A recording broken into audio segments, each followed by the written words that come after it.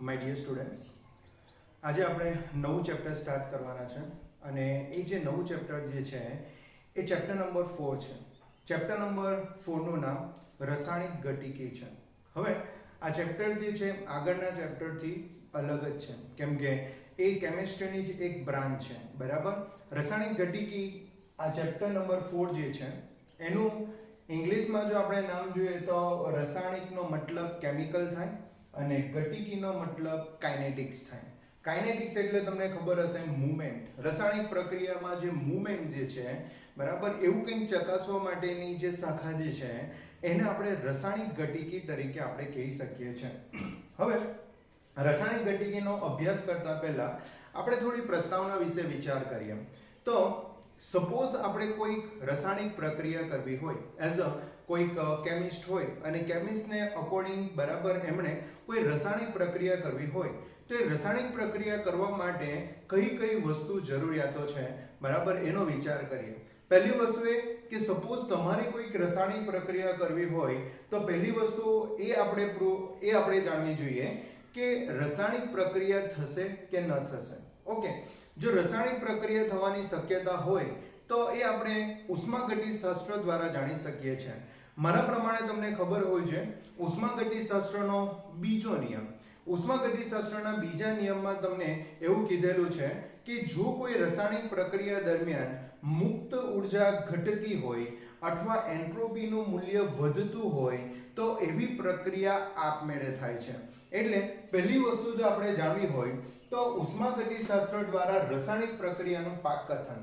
રાસાયણિક પ્રક્રિયાનું પાકકથન એટલે કે રાસાયણિક પ્રક્રિયા થશે કે ન થશે એ પહેલા જાણવું જોઈએ, બરાબર. અને એના માટે મુક્ત ઉર્જા ડેલ્ટા G નું મૂલ્ય <0 હોવું જોઈએ.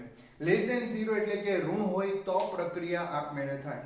અને અથવા બીજી જો વાત કરીએ તો રાસાયણિક પ્રક્રિયામાં જે વપરાતી અથવા તો માં જે એન્ટ્રોપીનો જે આપણે વર્ડનો ઉપયોગ કરીએ છીએ એ એન્ટ્રોપી ડેલ્ટા S નું મૂલ્ય <0 હોવું જોઈએ, બરાબર. એટલે કે એનું મૂલ્ય ધન હોવું જોઈએ. પ્રક્રિયા દરમિયાન જો એન્ટ્રોપી વધતી હોય તો પ્રક્રિયા આપમેળે થાય. ઓકે, ચાલો, મારા હિસાબે તમે પહેલું સ્ટેપ કમ્પ્લીટ કર્યું છે કે જે રાસાયણિક પ્રક્રિયા કરવાની હોય એ રાસાયણિક પ્રક્રિયા થશે કે ન થશે એ પહેલા તમે જાણી લો. ઓકે, ચાલો સમજો કે રાસાયણિક પ્રક્રિયા કમ્પ્લીટ થાય છે. તો કમ્પ્લીટ થાય તો હવે બીજી વસ્તુ તમારે શું જોવી જોઈએ? તો બીજી વસ્તુ એ કે એમાં તમને નીપજ કેટલી મળે, મતલબ કે નીપજ ક્યાં સુધી, કેટલા પર્સન્ટેજ સુધી મળે, બરાબર, એ જાણવું પણ જરૂરી છે. અને નીપજ જાણવા માટે જે છે તમારે રાસાયણિક સંતુલનનો સંતુલન અચળાંક જાણવા પડશે. એ પણ આપણે 11th સ્ટાન્ડર્ડમાં ભણી ગયા છે, રાસાયણિક સંતુલન. તો બીજી વસ્તુ આપણે એ જાણવું જોઈએ પ્રક્રિયા કેટલા અંશે આગળ વધશે તે રાસાયણિક સંતુલન પરથી નક્કી કરી શકાય છે. એટલે પ્રક્રિયા આપણને કેટલા ટકા મળશે એ આપણે રાસાયણિક સંતુલન દ્વારા જાણી શકીએ. ચાલો, બીજી વસ્તુ એ કે આપણને ખબર પણ પડી ગઈ કે આટલા ટકા આપણને નીપજ મળે છે. નીપજ મળ્યા પછી આપણે ત્રીજી વસ્તુ શું જાણવું જોઈએ? તો ત્રીજી વસ્તુ બહુ મોસ્ટ ઇમ્પોર્ટન્ટ છે, પ્રક્રિયાની ઝડપ. પ્રક્રિયાની ઝડપ કેમ બહુ ઇમ્પોર્ટન્ટ છે? પ્રક્રિયાની ઝડપ ખબર પડે તો એને પૂર્ણ થવા માટે કેટલો સમય લાગે એ આપણે જાણી શકીએ છીએ. ફર્સ્ટ અને સેકન્ડ જે વસ્તુ જે છે એ ઓલરેડી આપણે સ્ટડી કરેલું છે. ફર્સ્ટ ઉષ્માગતિશાસ્ત્ર, બીજું રાસાયણિક સંતુલન. પર અહીં આપણે પ્રક્રિયાનો વેગ નથી જાણી શક્યા અને પ્રક્રિયાનો વેગ જાણવા માટે આપણે આ ચેપ્ટરનું સ્ટડી કરવાનું છે રાસાયણિક ગતિકી. રાસાયણિક ગતિકી દ્વારા આપણે પ્રક્રિયાનો વેગ જાણી શકીએ. રાસાયણિક પ્રક્રિયાનો વેગ જાણવા માટે પહેલી વસ્તુ તો એ કે રાસાયણિક પ્રક્રિયા કયા કયા પરિબળો પર આધાર રાખે એ પણ જાણવું જરૂરી છે, બરાબર. પરિબળોને આધારે રાસાયણિક પ્રક્રિયાની આપણે ઝડપ જાણી શકીએ, બરાબર. ફોર એક્ઝામ્પલ, આપણે કોઈક, બરાબર, કોઈ ફૂડ આપણે લઈએ, ખોરાક લઈએ, તો એ ખોરાકને આપણે કેટલો સમય સુધી આપણે પ્રિઝર્વ કરી શકીએ. પ્રિઝર્વ કરી શકીએ એટલે કે બગડે નહીં. ફોર એક્ઝામ્પલ, આપણે દૂધની વાત કરીએ તો દૂધને આપણે 24 અવર્સ સુધી આપણે પ્રિઝર્વ કરી શકીએ છીએ, બરાબર. 24 અવર્સ પછી એની બગડવાની શક્યતા વધી શકે છે. એ જ રીતે મોસ્ટ ઓફલી ઘણા બધા ઘરે બનતા ખોરાકો આપણે દિવસ દરમિયાન એટલે એક દિવસ માટે યુઝ કરીએ છીએ, એને આપણે વીક સુધી ચલાવતા નથી. કેમ કે સમય જતા જે છે, બરાબર, રાસાયણિક પ્રક્રિયા થઈને એ બગડે છે, બરાબર. તો એનો સમય જાણવો, એનો વેગ જાણવો ઘણું જરૂરી છે. એ સિવાય અમુક પ્રક્રિયા ઘણી ઝડપી પણ તમને થતી જોવા મળતી હોય છે. ફોર એક્ઝામ્પલ, તમે 11મા ધોરણમાં ટાઇટ્રેશન પ્રક્રિયા કરી હોય તો એ વિધિન સેકન્ડમાં થાય છે. અમુક પ્રક્રિયા કરવા માટે મિનિટો લાગતો હોય છે. ફોર એક્ઝામ્પલ, પ્લાસ્ટર કરતા હોય તો પ્લાસ્ટરમાં જ્યારે પ્લાસ્ટર કરતા હોય ત્યારે મટીરિયલ પોચું હોય છે, બરાબર, પણ થોડીક મિનિટોમાં એ શું થઈ જશે, જમી જશે. એ જ રીતે દાંતમાં જ્યારે સેટિંગ પદાર્થ ઉમેરવામાં આવે, એટલે કેવિટી હોય અથવા તો કેપ નાખવાનું હોય, તો એ સમયે એમાં પદાર્થ નાખવામાં આવે તો પદાર્થ નાખે ત્યારે મટીરિયલ પોચું હોય છે, પણ બરાબર થોડા સમય બાદ એ પણ શું થઈ જાય છે, એકદમ સખત થઈ જાય છે. તો એની જે રાસાયણિક પ્રક્રિયા કરવાનો સમય કેટલો છે, એ સમય જાણવા માટે બરાબર આપણે રાસાયણિક ગતિકીનો આપણે ઉપયોગ કરીશું. જોઈ શકો કેટલી ઝડપથી ખોરાક બગડે. દાંતમાં પૂરણ કરવા માટેનું સેટિંગ આપણે કેવી રીતે બનાવવું, તે જ રીતે એન્જિનમાં આપણે બળતણનું નિયંત્રણ દહન કરવું, આ બધા જ પ્રશ્નોનો ઉત્તર રસાયણ વિજ્ઞાનની એ શાખા દ્વારા આપી શકાય છે જે પ્રક્રિયાના વેગનો અભ્યાસ અને એની ક્રિયાવિધિ સાથે સંકળાયેલો છે, બરાબર, કે જેના દ્વારા આપણે રાસાયણિક વેગનો આપણે અભ્યાસ કરી શકીએ, એની ક્રિયાવિધિ પણ આપણે જાણી શકીએ, બરાબર. એને આપણે રાસાયણિક ગતિકી કહી શકીએ. રાસાયણિક ગતિકીને અંગ્રેજીમાં આપણે કહી શકીએ કેમિકલ કાઇનેટિક્સ, જેમાં કાઇનેટિક્સ વર્ડ જે છે એ ગ્રીક વર્ડ કાઇનેસિસ પરથી આવેલો છે, અને કાઇનેસિસને ઇંગ્લિશમાં મૂવમેન્ટ કહેવાય છે. કાઇનેસિસને ઇંગ્લિશમાં શું કહેવાય છે, મૂવમેન્ટ. સો શબ્દ કાઇનેસિસ પરથી આવેલો છે અને કાઇનેસિસને આપણે મૂવમેન્ટ કહી શકીએ. રાસાયણિક ગતિકી, બરાબર, એ આપણને ફક્ત પ્રક્રિયાનો વેગ આપી શકે એટલું નથી, પણ પ્રક્રિયાની દિશા, એટલે કે જે પરિબળો પર આધાર રાખે છે એના પ્રમાણે આપણે બીજી કોઈ એટલે કે બીજી કોઈ દિશા થ્રુ એ પણ આપણે પ્રક્રિયા કરી શકીએ. મતલબ કે પ્રક્રિયાનો એક વે નહીં, પણ પ્રક્રિયાના બીજા ઘણા બધા વે શોધવા હોય તો એ પણ તમે રાસાયણિક ગતિકી દ્વારા જાણી શકો છો. તો આટલું વસ્તુ તમારું ઇન્ટ્રોડક્શનમાં આવશે.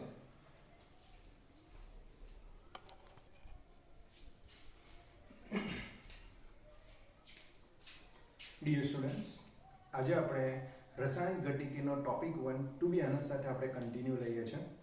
ટોપિક નંબર 1 જે છે એ રાસાયણિક પ્રક્રિયાનો વેગ, બરાબર, ટોપિક છે. હવે રાસાયણિક પ્રક્રિયાનો વેગ, તો પહેલી વસ્તુ એ કે વેગ આપણે કેવી રીતના જાણી શકીએ. તો ફિઝિક્સની દ્રષ્ટિએ વેગ તમે અંતરના છેદમાં સમય લેવ છો, એટલે કે સમય સાથે પદાર્થ પોતાનું અંતર બદલતો હોય તો તમે વેગ જાણી શકો. પણ અહીં તો આપણે રાસાયણિક વેગ જાણવાનો છે. તો રાસાયણિક વેગ જાણવાનો છે તો સમય સાથે કઈ વસ્તુ બદલાતી હોવી જોઈએ. તો પહેલી વસ્તુ એ કે જ્યારે રાસાયણિક પ્રક્રિયા સ્ટાર્ટ થાય છે ત્યારે પ્રક્રિયકો યુઝ થાય છે, બરાબર, ત્યારે પ્રક્રિયકો શું થાય છે, યુઝ થાય છે, અને નિપજો જે છે એ નિપજ બનવાનું, બરાબર, નિપજ શું થાય છે, બને છે. એટલે એકચ્યુઅલી પ્રક્રિયક યુઝ થાય એટલે કે પ્રક્રિયકની સાંદ્રતા ઘટે અને નિપજની સાંદ્રતા શું થાય, વધે. તો સમય સાથે શું બદલાય છે, તો સમય સાથે અહીં સાંદ્રતા બદલાય છે. તો આપણે રાસાયણિક વેગની વ્યાખ્યા શું આપી શકીએ, તો રાસાયણિક વેગની વ્યાખ્યામાં આપણે એવું કહી શકીએ કે એકમ સમયમાં રાસાયણિક પ્રક્રિયાની સાંદ્રતામાં થતા ફેરફારને આપણે રાસાયણિક પ્રક્રિયાનો શું કહી શકીએ, વેગ કહી શકીએ. મેં જે કહેવા માંગુ છું એ તમે સમજી શકો, બરાબર. સમય સાથે અહીં શું બદલાય છે, તો સમય સાથે રાસાયણિક પ્રક્રિયાની સાંદ્રતા બદલાય છે.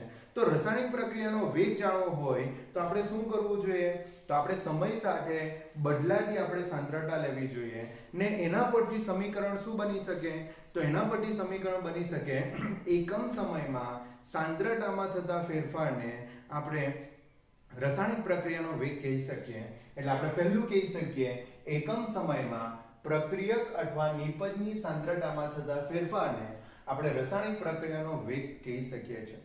ધારો કે આપણે કોઈ કાલ્પનિક પ્રક્રિયા લઈએ છીએ, બરાબર, કે એક મોલ પ્રક્રિયકમાંથી એક મોલ નિપજ બને છે, અને ધ્યાન રાખજો પ્રક્રિયા દરમિયાન કદ અચળ રહે છે.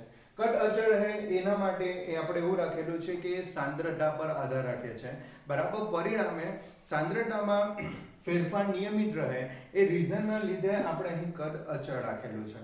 ઓકે, હવે પ્રક્રિયા અચળ કદે થાય છે. અહીં આપણે બે આલેખો જોઈ શકીએ છીએ, જેમાં પહેલો જે આલેખ તમને ઢળતો દેખાય એ ઓબ્વિયસલી પ્રક્રિયકનો હશે. કેમ પ્રક્રિયકનો હશે? કેમ કે સમય સાથે પ્રક્રિયકની સાંદ્રતા ઘટે છે. એ જ રીતે તમે જોઈ શકો જે વધતો ગ્રાફ આવશે એ નિપજનો હશે. કેમ? કેમ કે સમય સાથે નિપજની સાંદ્રતામાં શું થાય છે? વધારો થાય છે. તો સાંદ્રતા સાથે પ્રક્રિયક ઘટે છે અને સમય સાથે નિપજ જે છે એ નિપજ વધે છે. હવે રાસાયણિક પ્રક્રિયાનો વેગ જાણવા માટે ધારો કે આપણે T1 સમયે પ્રક્રિયકની સાંદ્રતા R1 લઈએ અને નિપજની સાંદ્રતા P1 લઈએ.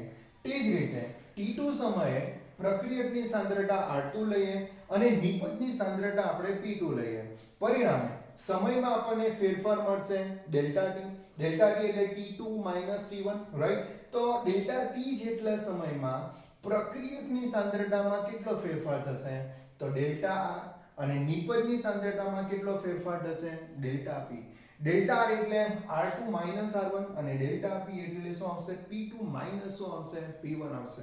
હવે પ્રક્રિયાનો વેગ જો જાણવો હોય તો પ્રક્રિયકની સાંદ્રતા અથવા નિપજની સાંદ્રતા ભાગ્યા સમય લખવા પડશે. એટલે જો પ્રક્રિયક તરીકે લઈએ તો અહીંયા લખેલું છે પ્રક્રિયકનો અદ્રશ્ય થવાનો વેગ. અદ્રશ્ય થવાનો વેગ કેમ? કેમ કે અહીં એની સાંદ્રતા ઘટતી જાય છે, એ વપરાતો જાય છે. પરિણામે લખેલું છે પ્રક્રિયકનો અદ્રશ્ય થવાનો વેગ બરાબર સમીકરણ છે -delta R by delta T. હવે અહીંયા ધ્યાન રાખજો, સમીકરણમાં શું લખેલું છે? માઇનસ. માઇનસ કેમ લખેલું છે ખબર? કેમ કે પ્રક્રિયા દરમિયાન એની સાંદ્રતા ઘટે છે. હવે ધ્યાન રાખજો, સપોઝ એની સાંદ્રતા ઘટે છે તો દાખલા તરીકે એમ સમજી લો કે પહેલા એની સાંદ્રતા 2 મોલર હતી, ઘટીને દાખલા તરીકે એની સાંદ્રતા 1 મોલર થઈ ગયો.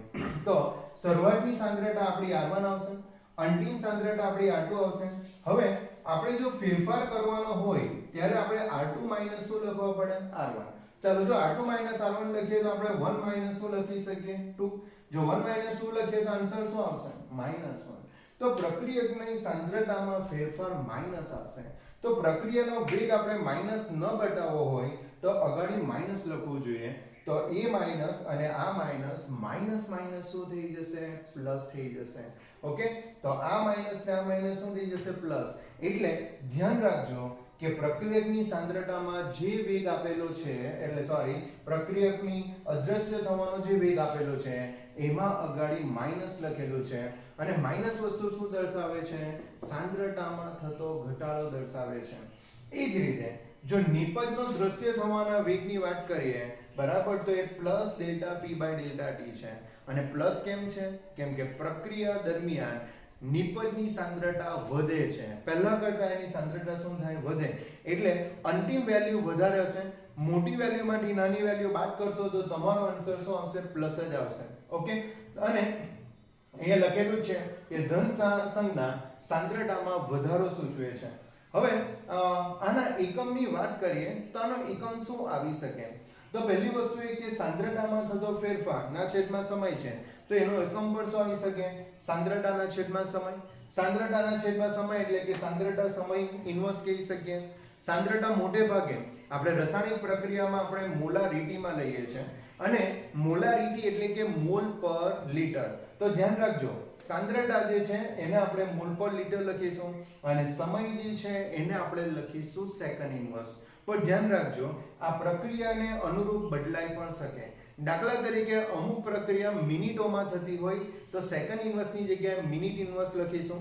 અમુક પ્રક્રિયા દિવસોમાં લાગતો હોય તો ડે ઇન્વર્સ લખીશું. યર લાગતો હોય તો યર ઇન્વર્સ પણ આપણે લખી શકીએ છીએ. એ જ રીતે બરાબર અહીં સાંદ્રતા આપણે મોલ પર લિટર દર્શાવેલી છે. પણ જો રાસાયણિક પ્રક્રિયામાં વાયુમય પ્રક્રિયા જો હોય તો વાયુમય પ્રક્રિયામાં સાંદ્રતા મોલારિટીમાં આવતી નથી. બરાબર એમાં સાંદ્રતા જે છે બરાબર એ દબાણમાં આવે છે. બરાબર તમે રાસાયણિક સંતુલનમાં સમજ્યા જ હશે કે રાસાયણિક પ્રક્રિયા હોય ત્યારે Kc અને જ્યારે વાયુમય રાસાયણિક પ્રક્રિયા હોય ત્યારે Kp. Kp એટલે P for પ્રેશર. આપણે પ્રેશર એટલે કે દબાણનો ઉપયોગ કરતા હતા તો સાંદ્રતામાં અહીં દબાણ આવશે.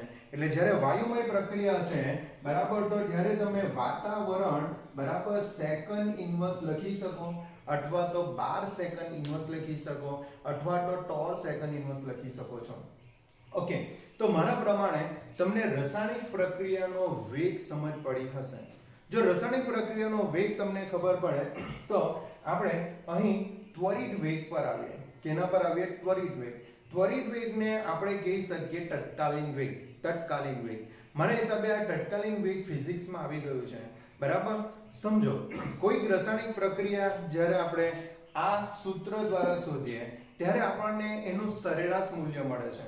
સરેરાશ મૂલ્ય મળે છે એટલે કે એ અચળ વેલ્યુ મળે છે. સમગ્ર પ્રક્રિયા દરમિયાન અચળ વેલ્યુ મળે છે. પણ જે તે સમયે આપણને બરાબર વેગ મળતો નથી. ફોર એક્ઝામ્પલ, રાસાયણિક પ્રક્રિયા જુદા જુદા સમયે એનો વેગ અલગ અલગ હોઈ શકે છે. કોઈ વખતે ઝડપી હશે તો કોઈ વખતે ધીમી પણ હોઈ શકે.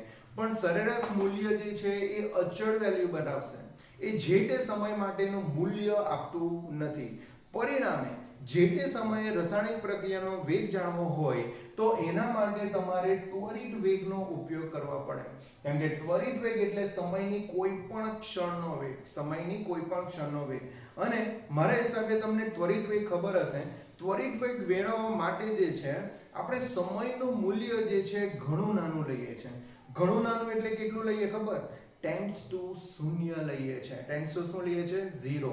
તો ધ્યાન રાખજો, ત્વરિત વેગ માટે આપણે સમયને અનંત સૂક્ષ્મ જેટલો ગણી શકીએ અને અનંત સૂક્ષ્મ જેટલો ગણી શકીએ એટલે કે આપણે ડેલ્ટા ટી ટેન્ડ્સ ટુ આપણે 0 લેવા પડે. ઓકે, હવે અહીંયા મેં લખેલું છે આર ઇન્સ્ટેન્ટેનિયસ અને બુકમાં તમને INST આપેલું છે. INST નો મતલબ ઇન્સ્ટેન્ટેનિયસ છે અને ઇન્સ્ટેન્ટેનિયસ એટલે કે ત્વરિત છે. તો ત્વરિત વેગ જાણવો હોય તો અહીં આપણે limit delta T tends to 0 minus delta R by delta T લખીશું. એટલે delta P by delta T એની આગળ શું લખીશું? Limit delta T tends to 0 લખીશું. અને મેથેમેટિક્સમાં જો આને આપણે કન્વર્ટ કરવું હોય તો આપણે વિકલનમાં કન્વર્ટ કરી શકીએ છીએ. વિકલનમાં આપણે જો કન્વર્ટ કરીએ તો માઇનસ dr બાય dt આવશે અને આની જગ્યાએ શું આવશે? પ્લસ dp બાય dt આવશે. તો limit delta T tends to 0 minus delta R by delta T એની જગ્યાએ આપણે વિકલનમાં માઇનસ dr બાય dt લખી શકીએ. તે રીતે આને પ્લસ dp બાય dt લખી શકીએ છીએ. ઓકે, મારા પ્રમાણે તમને કદાચ ખબર પણ હશે રાસાયણિક પ્રક્રિયાનો વેગ જો કોઈ આપણે આલેખ દ્વારા દર્શાવેલો હોય તો એ આલેખમાં આપણે ત્વરિત વેગ કેવી રીતના જાણી શકીએ? તો ધ્યાન રાખજો, ત્વરિત વેગ એટલે કે કોઈ પણ સમયનો વેગ. બરાબર? સપોઝ એમ સમજી લો કે આપણને આ પોઈન્ટ પર આપણને વેગ જોઈએ છે. તો જે પોઈન્ટ પર આપણે વેગ જોતો હોય એ પોઈન્ટ પર પહેલો આપણે સ્પર્શક દોરવાનો. સ્પર્શક એટલે કે વક્રને સ્પર્શતી રેખા. બરાબર? એને આપણે સ્પર્શક કહી શકીએ. તો એને આપણે સ્પર્શક દોરવાનો અને સ્પર્શકનું જે ઢળનું મૂલ્ય આવશે, સ્પર્શકનું શું આવશે? જે ઢળનું મૂલ્ય આવશે એ જે તે સમયનો ત્વરિત વેગ હશે. તો જરા એ બી ધ્યાન રાખજો, આલેખ પરથી ત્વરિત વેગ માપવો હોય તો જે બિંદુએ ત્વરિત વેગ મેળવવાનો હોય એ બિંદુએ તમારે સ્પર્શ રેખા દોરવાની રહેશે અને સ્પર્શ રેખાના ઢળનું મૂલ્ય તે સમયના ત્વરિત વેગનું મૂલ્ય હશે. બરાબર? તો આ રીતે આપણે એક ટોપિક કમ્પ્લીટ કર્યો છે.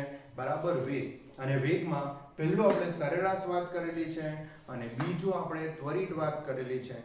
I hope you can understand this video. Thank you. Bye.